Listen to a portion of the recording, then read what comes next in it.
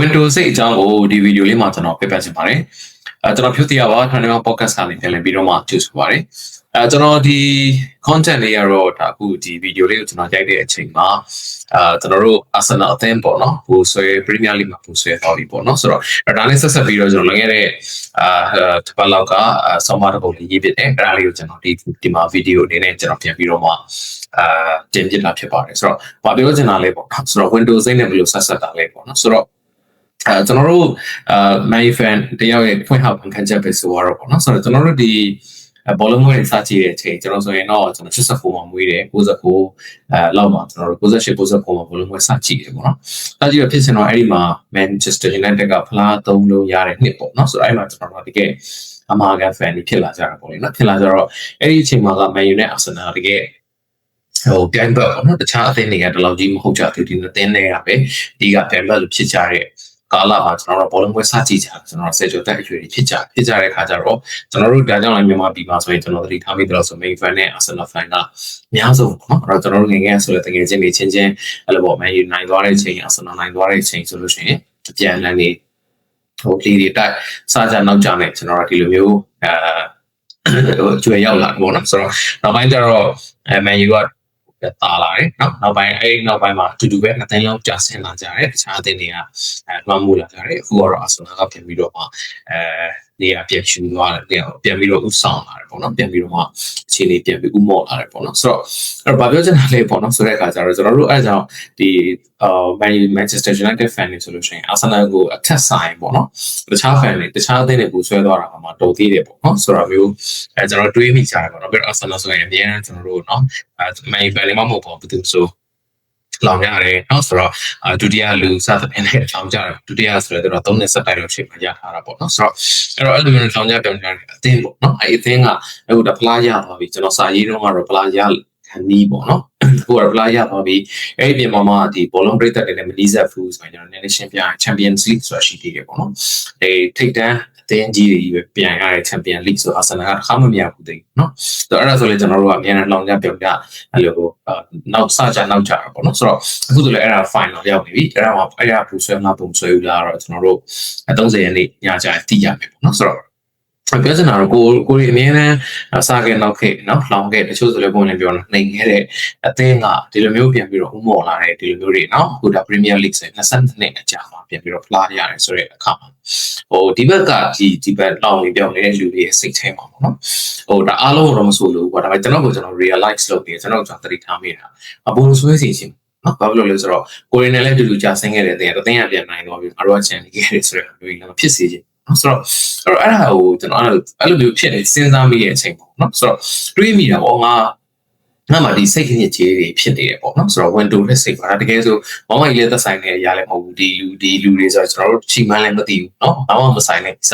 အဲ့ဒါတော့မှကျွန်တော်တို့ကသွားပြီးတော့ပါနော်ကိုအသင်းဆိုတာလည်းခုနပြောတဲ့ကိုပိုင်ဆိုင်ထားတဲ့အရာပေါ့ကိုအသင်းလို့သာကိုအတင်းကျပ်သွားပြောနေတာတကယ် Manchester United ကလည်းကျွန်တော်တို့ချိန်မှန်းအောင်မသိဘူးနော်ဆိုတော့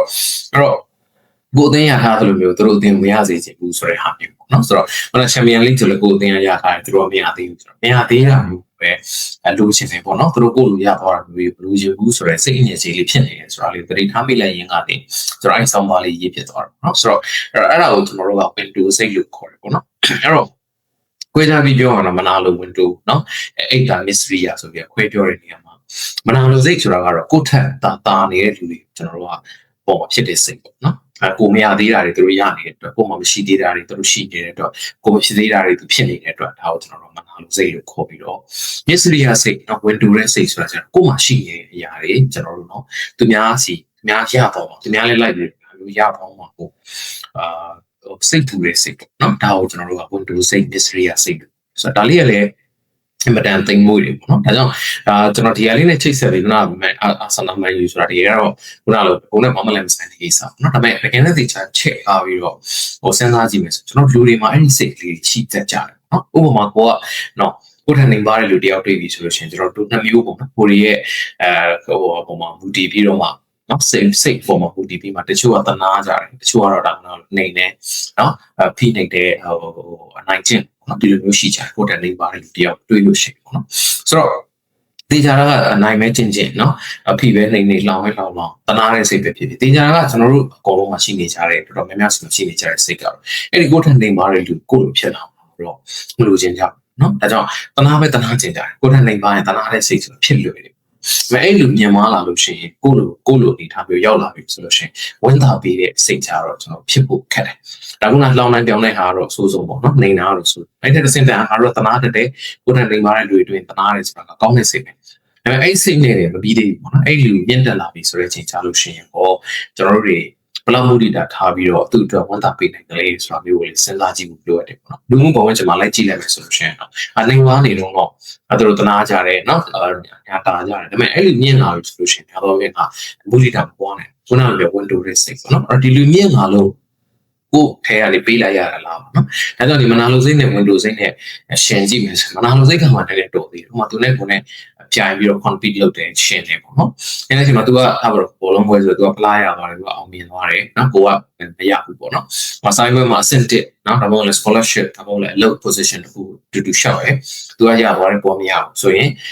ဒါဝန်နာလို့ဖြစ်တယ်ဆိုတာလည်းတော်သေးဝန်တိုရယ်ဆိုတော့တကယ်ဟုတ်အိတ်တယ်ဘာမှပါသွားတာမဟုတ်နော်ငါကပတ်စံရှိတဲ့လူပတ်စံရှိလာတယ်ငါကကြာရှုံးနေလူငါကနာမည်မသိတဲ့လူအခုနာမည်ကြီးလာတယ်ဆိုတာဒီကိုယ့်ထဲကနေပါသွားတာဟုတ်ဒါပေမဲ့ကျွန်တော်တို့ကအဲ့ဟာကြီးကိုကျွန်တော်တို့ဒီမဖြစ်စေချင်ကြဘူးဒါကြောင့်မို့အဲ့ window ရဲ့စိတ်ကအင်မတန်သိမ်မွေ့တယ်လို့ဒါပြောလို့ရတယ်နော်ဒါကြောင့်ကိုနေမားနေတဲ့အချိန်ဒါတချို့လဲကြုံကြမယ်ပေါ့ကိုနေမားနေတဲ့အချိန်မှာကိုကူညီပေးခဲ့လို့တွေရှိအခုကျေးဇူးတွေတင်တာပေါ့ကိုတပေးအဲ့ဆင်းရလေကိုတပေးရုံးတိုင်နေမြေမားလာတဲ့အခါကျတော့ခုနကကိုအရန်ကိုပေါ်ကောင်းတယ်လို့ကိုထင်ခဲ့တဲ့လူတွေနော်ကိုကျေးဇူးရှိတယ်လို့ကိုမှတ်ယူခဲ့တဲ့လူတွေကကိုပေါ်ဆက်ဆံတဲ့ပုံစံပြောင်းသွားနော်ဘာဖြစ်လို့လဲဆိုတော့သူတို့ဒီကုနာမျိုးသူတို့ရဲ့စိတ်ထဲမှာမတိမတာနဲ့နော်ဒီဝန်တိုတဲ့စိတ်ကလေးကဖြစ်လာတဲ့အခါမှာကိုပေါ်မှာရင်းပြီးသူတို့အလုံးသားနဲ့မဆက်ဆံဘူးပေါ့ဒါတွေကလည်းကျွန်တော်လူမှုပေါ်မှာတွေ့နေရတဲ့ကိစ္စပဲပေါ့အဲကြောင့်မို့လို့လေကျွန်တော်ဒီအာဆနာနာဆက်ဆက်ပြီးတော့ဒီဆောင်းပါးလေးကိုကျွန်တော်ရေးပြခဲ့တယ်နော်ဆိုတော့အင်မတန်သိပ်ပွေးတယ်လို့ပြောအဲ့တော့ကျွန်တော်တို့မှာစိတ်အငြိကြီးတွေရှိကြတယ်အဲ့တော့ကျွန်တော်အများကြီးပြောတယ်စိတ်တန်ရှင်းရေးဆိုတဲ့ပုံမှာနော်ဗုဒ္ဓ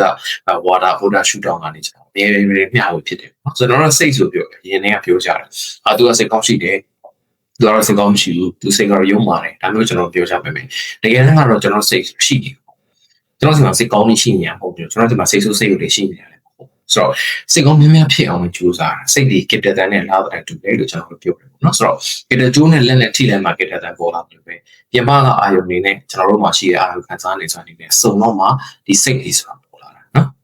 ်ခုနကကျွန်တော်လမ်းထိုင်နေတဲ့အကောင့်ပေါ့နောက်ခုမှထားပါဘောလုံးပရိသတ်ဆိုခုနကအာဆန်နဘူဆွဲသွားပြီဆိုတဲ့အကြောင်းမြင်လိုက်ရပြီဆိုတဲ့အချိန်ကြာမှာနောက်တည်င်းနဲ့ကိုမျက်လုံးနဲ့ထိပြီဆိုတဲ့အချိန်ကြာမှာဝင်တူတဲ့စိတ်ကဖြစ်လာပါနော်ခုနလိုပဲကိုယ်ထက်နေပါတဲ့လူတယောက်အောင်မြင်သွားပြီဆိုတော့မြင်ရတဲ့အချိန်ကြာရင်ကျွန်တော်စိတ်ပါဝင်မဖြစ်စေချင်ဘူးပေါ့နော်ကိုယ်ထက်နေပါနေမျိုးပဲလူချင်းနေဆိုတော့စိတ်ကတော့အလိုလိုနေနဲ့ဖြစ်လာတာပဲပေါ့နော်ဆိုတော့စိတ်ဒီအရှိတရားပေါ့နော်ဆိုတော့ဖြစ်ငကိုနဲ့ရှိနေမှာမဟုတ်ဘူးသူဖြစ်လာတဲ့ဖြစ်တရားနော်ဆိုတော့ဒါကိုကျွန်တော်တို့ကကိုယ်ပဲပြသိဖို့လိုတယ်ဒါကြောင့်မို့လို့ကျွန်တော်တို့ကကိုယ်စိတ်မှာခုနလိုစိတ်ဆိုးစိတ်တွေဖြစ်လာပြီမကောင်းတဲ့စိတ်ကလေးတွေဖြစ်လာပြီဆိုတော့ဒါကိုကျွန်တော်တို့ကသတိထားမိဖို့လိုအပ်တယ်နော်အဲ့စိတ်ဆိုးစိတ်ဆိုတဲ့အထက်မှာလည်းဒေါသတို့လောဘတို့မှာကျွန်တော်တို့ကစိတ်ညစ်ကြေးလို့ထင်ကြတယ်။ဒါကတော့ဒီမနာလိုဝန်တိုစိတ်ကလည်းစိတ်ညစ်ကြေး။ဆိုတော့အဲ့စိတ်ညစ်ကြေးတွေမှာကျွန်တော်အများကြီးရေးတယ်။ဒေါသတို့လောဘတို့ဆိုကျွန်တော်တို့ကလက်ခံတယ်ဆိုလေကိုယ်မှရှိတော့လက်ခံဟာဒေါသကြီးတယ်။လူဆိုတာလောဘလေးတော့ရှိမှအမျိုးကျွန်တော်လက်ခံကြပါမယ်။နော်ငါမနာလိုဖြစ်နေတယ်။အမှဝန်တိုတဲ့စိတ်တွေဖြစ်နေဆိုတော့တော့တိုင်းမှာလက်မခံကြ။အဲ့ဒီအများမှမရှိသေးလို့ကျွန်တော်တို့ပြောလို့ပြောတာရှိတယ်။အနေမနာလိုဖြစ်နေအောင်လားအနေမနာလိုစိတ်ကြီးတယ်။ကိုယ်မှလည်းတည်တယ်ကတော့မနာလိုစိတ်တွေဝန်တိုစိတ်ရှိတယ်။ဒါပေမဲ့ကျွန်တော်တို့အဲ့ဒါကိုလက်သင့်မခံကြဘူး။နော်လက်သက်မကန်ကြတော့မှတခြားဟာတွေဖုံးလိုက်တာပေါ့နော်ငါတို့မနာလို့ပြစ်နေရမှာပြောတဲ့ပြတာပြောတာနော်ဆိုတော့မျိုးနဲ့ပေါ့နော်ဆိုတော့အဲ့လိုမျိုးတွေနဲ့ကျွန်တော်တို့ဖုံးပြလိုက်ကြတယ်ဒီကတော့မနာလို့ဒုစိတ်ကြီးဆိုတော့ကျွန်တော်အားလုံးရှိခုနကလည်းပုံနဲ့ဘာမှမသက်ဆိုင်တဲ့ကိုယ့်ရဲ့အကျိုးစီးပွားနဲ့ဘာမှမပတ်သက်တဲ့ဘောလုံးအသင်းနဲ့ပတ်သက်တဲ့ကိစ္စမှာရှိတယ်ဆိုရင်ကျွန်တော်တို့တကယ်ဘဝထဲမှာနော်နက်နက်ရှိုင်းရှိုင်းဖြစ်ပြနေတဲ့အရာတွေနော်ထိတွေ့နေရတဲ့လူတွေနဲ့ပတ်သက်လို့ရှိရင်ဒီမနာလိုဝန်တိုစိတ်ကြီးဆိုတာပို့ပြီးတော့ဖြစ်သေးတယ်ပေါ့နော်ဆိုတော့အားကြောင့်မို့လို့ကျွန်တော်တို့သတိထားတဲ့စိတ်အငြိကြီးတမျိုးဖြစ်တယ်ဆိုတာလေးကိုကျွန်တော်ဒီဗီဒီယိုပေါ်လုံးပွဲနဲ့ဆက်ဆက်ပြီးတော့ကျွန်တော်မျှဝေဖြစ်တယ်အဲ့တော့ကျွန်တော်လူတွေဆိုတာကတော့နော်လူမှုအတိုင်းဝိုင်းနဲ့ဆက်ဆက်ပြီးတော့နေထိုင်ကြရတဲ့လူတွေဖြစ်တဲ့အတွက်ဘယ်လိုပဲအခြားလူတွေမနိုင်ရှင်ပါနဲ့ပြောနော် ကျွန်တော် night share ပြီးတတ်ကြတာပဲเนาะကိုအနေထားဘာမှရှိတယ်လေပေါ့ကိုရဲ့ status ကဒီလူမှု society တွေမှာကိုရဲ့ status ကဘယ်လိုရှိတယ်လဲဆိုတော့ပုံမှာလူတည်ပြီးတော့ကျွန်တော်တို့ရဲ့နောက်ပြောရွှေ့မှုတွေကျင့်တတ်မှုတွေတင်းတင်းညောင်းရဲမှုတွေဆိုတာဖြစ်လာတာပဲเนาะဥပမာကိုစာသင်ခန်းထဲမှာစာမွေးကြတယ်ဆိုတော့ကိုနဲ့ကြားတဲ့လူတွေရှိသေးတယ်ကိုအောင်မလူတွေအများကြီးရှိသေးတယ်ဆိုရင်လည်းလေးလို့ထိုင်ကောင်းတယ်เนาะအားလုံးကကိုကစာမေးပွဲတယောက်တည်းကြားနေတယ်ပိတ်ဆုံးဆိုရင်ကိုအဆင်ပြေတော့ပေါ့เนาะဆိုတော့အရင်ကတော့သူများတွေရှိမှဘယ်နှယောက်ရှိတယ်မရှိသေးတယ်မမသက်ဆန်နေစားဒါပေမဲ့ကိုယ့်ရဲ့ status ကအောက်ဆုံးရောက်နေပြီဆိုရင်ကိုကြိုက်နော်ဥပမာတော့ကျွန်တော်တို့ဟိုလာစာ10သိန်းရနော်ဆိုတော့10သိန်းရတယ်ဆိုဘူးနော်ကိုတက်ခုနမရတဲ့5သိန်းမရတဲ့လူနဲ့ရှင်းလိုက်ပေါ့တင်းနဲ့နော်တခြားလူတွေသိန်း30 30ရတယ်လေကြားမယ်ကိုယ့်ရဲ့10သိန်းကိုတင်းတယ်ဆိုတော့ compare လုပ်နေကြတာဟိုကျွန်တော်ခန္ဓာကိုယ်ဆိုလက်တွေပဲကျွန်တော်အခုအကစားလုပ်တယ်နော်ခန္ဓာကိုယ်ဝေးကြီးချတယ်ဆိုတဲ့အချိန်မှာတော့ခုထက်ဝါနေတဲ့လူမြင်လို့ရှိရင်ငါတော့သူတို့ထက်ဆိုင်ပိန်နေပေါ့နော်ကြည့်ကောင်းနေပေါ့ဒါဘုရားမှာဆိုရတဲ့ဖြစ်နေတဲ့လူတွေတွေ့လို့ရှိရင်ကြတော့နေထိုင်နေကိုကြိုက်တော့ဆိုတော့ဒီလိုမျိုး compare လုပ်ပြီးနေကြတာပဲလုပ်မိတဲ့အတွက်လည်းခုနပြော Windows 8ဆိုတာဖြစ်တယ်ကိုအောင်မှာလူပဲရောက်ရှိတယ်လေဆိုတာကကိုယ့်ရဲ့စိတ်ခံစားချက်ပုံလွှမ်းမှုတော့နော်တော့ကိုအောင်မှာရှိနေတဲ့လူကကိုနဲ့တန်းတူဖြစ်လာပြီကိုထက်ကြော်သွားပြီဆိုတဲ့အချိန်ကြာလို့ရှိရင်ကိုစီကတော့ပေါင်သွားတာတော့မှန်တော့ညာလည်းပဲကိုယ့်ရဲ့ status ကနော်ရှိကိုရောက်သွားပြီဖြစ်တယ်ကိုယ့်ရဲ့ status ကတစ်ဆင့်ဆင်းသွားမှာဖြစ်တဲ့အခါမှာဒါကိုကျွန်တော်တို့မကြိုက်ကြတဲ့အတွက်ခုနပြောတယ် Windows 8ဆိုတာဖြစ်လာတော့ဖြစ်လာတဲ့အခါကျတော့ဒါလေးကကျွန်တော်တို့မှာဖြစ်တတ်တဲ့စိတ်ညစ်ကြေးပဲဆိုတော့ကျွန်တော်တို့နားလည်ထားဖို့လိုအပ်တယ်လက်ခံဖို့လည်းလိုအပ်တယ်ဒါမှသာဒါကိုကျွန်တော်တို့ contribution နဲ့ဖြစ်တယ်။နောက်ဘောလုံးနဲ့ပဲဥပမာပြန်ပေးရရင် Arsenal player ပါရဆိုတာကျွန်တော် Man United ပိုင်ထားတဲ့ player တလုံးပါသွားတော့မဟုတ်နော်ဆိုတော့သူနောက်ထပ်အသက်တလုံးရပါတာဖြစ်တဲ့အတွက်သူ break တဲ့တွေတော့ပြောရှင်းရသေးတယ်နော်ဆိုတော့ကိုစီကပါသွားတော့မဟုတ်ဘူးဆိုတော့အတိကလေးထားဖို့နော်အဲ့တော့လူတယောက်ခုနပြောသလိုပဲတော့အောင်မြင်သွားတယ်တိုးတက်သွားတယ်ဆိုတာကလေကိုကတော့ခုနက social status ကတစ်ဆင့်နိုင်သွားတယ်ဆိုမှတကယ်တော့တစ်ဆင့်တယောက်တက်သွားတာပဲရှိတယ်နော်ဆိုတော့ကို status ကြီးလေစူးစွဲရောထိခိုက်ဟုတ်ဘူးကိုထဲကနေလည်းမမပေါသွားတော့မဟုတ်ဘူးဆိုတော့သူ့ရဲ့စူးစမ်းအထောက်အနေကသူရတဲ့ရတိုက်တဲ့အရာတခုရသွားတာပဲဆိုတော့အတွေ့အထားနိုင်ကျွန်တော်တို့ရဲ့ Windows 8တွေကိုကျွန်တော်တို့အဆင့်ချနိုင်မယ်လို့ထင်တယ်နော်အဲ့တော့ဒီမနာလို Windows 8ဆိုတာကလူမှုအတိုင်းဝိုင်းကိုတော်တော်ကြီးဒုက္ခပေးတယ်လို့ပြောလို့ရတယ်ပေါ့နော်ဆိုတော့ကျွန်တော်တို့ဒေါသတို့လောဘတို့ဆိုတာကျွန်တော်တို့မြင်တာတယ်ပေါ့နော်ဒေါသကြောင့်လူတယောက်ကိုခုလုံးလိုက်တယ်နော်လောဘကြောင့်ပစ္စည်းလူပြစ်လိုက်တယ်ပစ္စည်းလူရင်းနဲ့ဒီလူကိုသက်ပြစ်လိုက်တယ်ဒါမျိုးတွေကျွန်တော်တို့မြင်နေရမှာပဲမနာလို Windows 8ကန်ချတယ်ပတ်တာသိဖို့မတကယ်ကျွန်တော်လုပ်ငန်းခွင်တွေနောက်ဆုံးအခုကျွန်တော်တို့လက်ရှိဆက်အားသိမ်းထားတဲ့ကိစ္စနဲ့မှာတော့ချိတ်ဆက်ပြီးစဉ်းစားကြည့်ပဲဆိုရင်ဒီမနာလို Windows 8ကိုတော့တွေ့ရတယ်ပေါ့နော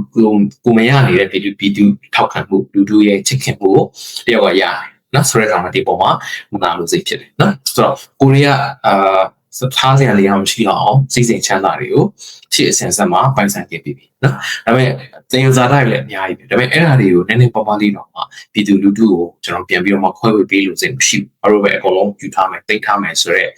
Windows ဒါတွေနဲ့ဆက်ဆက်တယ်လို့လည်းကျွန်တော်တို့ဒါ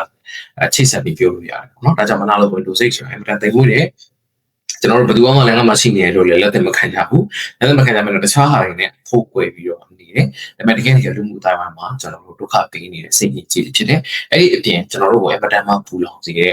စိတ်ညစ်ကြေးတွေလို့လည်းပြောလို့ရပါတယ်ဒါကြောင့်မလို့ကိုယ့်ရဲ့စိတ်ကလေးတွေကိုတတိလေးထားပါပေါ့နော်ကိုယ်စိတ်မှာဘာလေးဖြစ်နေလဲဆိုတာတတိလေးနဲ့ကြည့်ပါစိတ်ဆိုတာအရှိတရားမဟုတ်ပါဖြစ်တရားနော်ဒါစိတ်အခြေတွေဖြစ်လာတယ်တတိလေးနဲ့ထားပြီးတော့စင်ကျင်ပါနောက်ပြီးတော့ဒါတွေအတွက်ပြန်ပြီးတော့ counter လုပ်မယ်တွေးပါပေါ့နော်ဘာဒေါသဆွေးမြတ်တာစိတ်ကလေးတွေးပါနော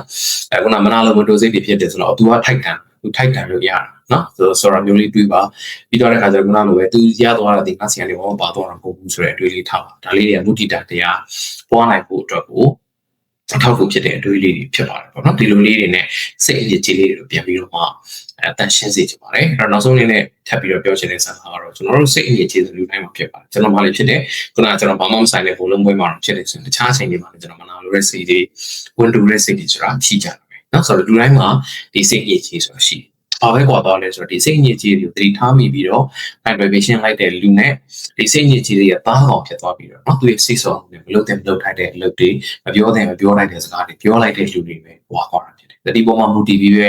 ဲကျွန်တော်တို့ရဲ့လူအဆင့်တန်းတွေကွာသွားတာဖြစ်တဲ့အတွက်ကိုယ့်ရဲ့စိတ်ညစ်ကြေးတွေကိုတတိနဲ့ဆင်ခြင်နိုင်ကြပါစေလို့ကျွန်တော်ဒီဗီဒီယိုလေးကနေတစ်ဆက်